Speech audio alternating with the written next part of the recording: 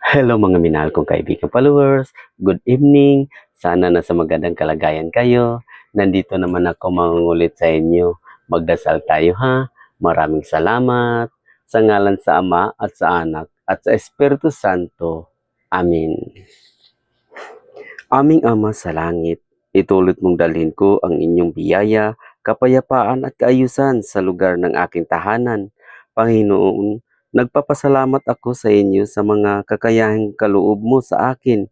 Ipinangako kong gamitin ko ang lahat ng ito nang maayon sa kalooban mo.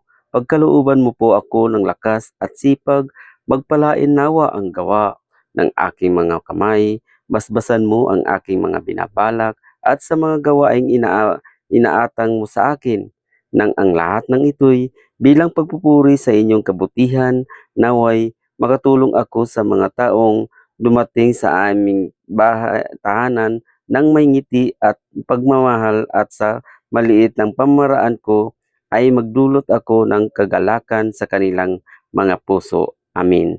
Sa ngalan sa Ama at sa Anak at sa Espiritu Santo. Amin. Babay mga minahal kong kaibigan followers. Good night. Salamat.